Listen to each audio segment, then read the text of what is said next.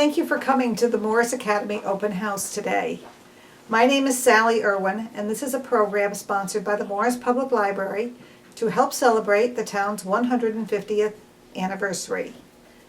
Before going into the Academy, however, I'd like to tell you a little bit about James Morris and his Academy and why it is so special. The Morris Academy, founded in 1790, was located in the part of Litchfield known as South Farms.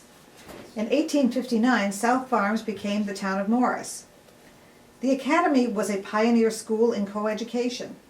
It was not the first in the United States, nor even in Connecticut, but none of the other early academies opened their doors as wide to both male and female students, or kept them open as long, nearly 100 years. No other coeducational academy spread its influence so far. Another significant factor in the development of the Morris Academy was its appeal to the growing middle class. These men and their wives appreciated the opportunity offered to their sons and daughters by a school with a liberal educational philosophy. In times of change in political and religious thinking, James Morris and his academy appealed to many parents when he spoke out for education of the common man for the common walks of life. The Academy flourished from 1790 to 1888, almost 100 years, the first 30 under its founder James Morris, and after his death in 1820 under Samuel Morris Ensign. James Morris was born on January 19, 1752, and died April 20, 1820. He was a Yale graduate, a Revolutionary War captain, selectman, and member of the General Assembly, but he was best known as the founder and first principal of the Morris Academy.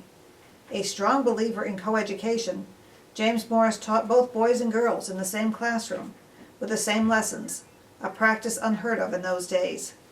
Following in the steps of his mentor and teacher, Timothy Dwight, the president of Yale University, and drawing on the educational proposals of Benjamin Franklin, whose library he was fortunate enough to have accessed while a prisoner in Philadelphia during the Revolutionary War, James Morris developed plans for a co-educational academy. In fact, he stated, "The young ladies were my first pupils." He started with a few pupils in his home in 1790, soon developing into a boarding school and the student population growing large enough to need its own building in 1803. James Morris never lost sight of his belief in making education practical for the average person.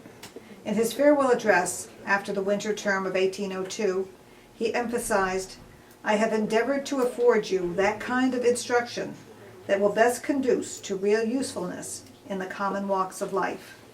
In 1851, 30 years after his death, the Chief Justice of Connecticut said, "James Morris, Esquire, was no ordinary man." Under his direction, the Morris Academy became the most noted public school of the county. Who were the students attending the Morris Academy? Some town academies served only their immediate vicinity, but the Morris Academy attracted its students from a broader geographical area.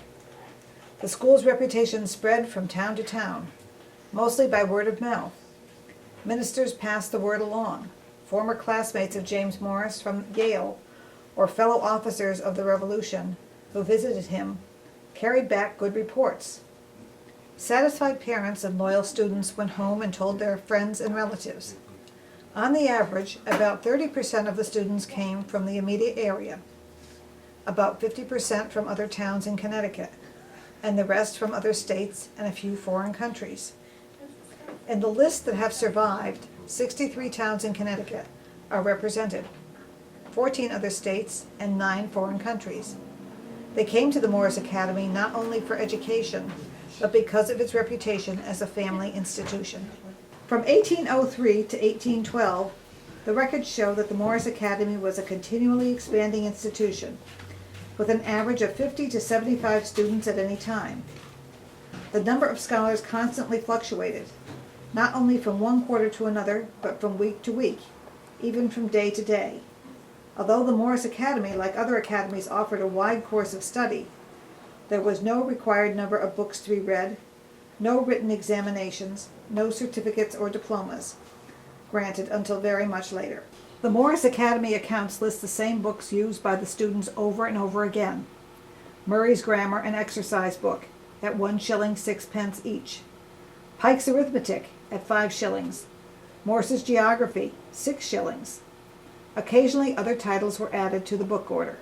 I would also like to tell you a little bit about Rhoda Farnham, James Morris's second wife. In 1793, Rhoda was one of the first students at the Academy, and later became the head of the ladies' department from 1810 until 1815. After the death of James Morris, his wife Elizabeth Hubbard of Middletown, in 1814, he married Rhoda Farnham in 1815, referring to her as his equal friend and equal companion. I think I have given you enough background about the Academy and its founder. Let's go inside. The year is 1811, and James Morris is here today to welcome the parents of prospective students. Greetings, Mr. Morris. It's nice to meet you. My name's Richard Skilton, and this is my wife, Suzanne. It's a pleasure to meet you. Do you have a son or a daughter you would like to attend my academy? We do. We have a daughter, Samantha. She would love to come to your academy next year. We understand that you educate both young women and young men here. How do you teach them to be true to themselves?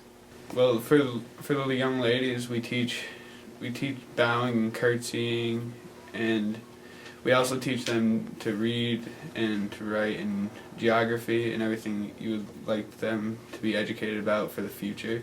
What life skills would she learn at your school, and could she manage a home? Well, I teach English and geography because I believe that that's what women need to become leaders in the United States in the future.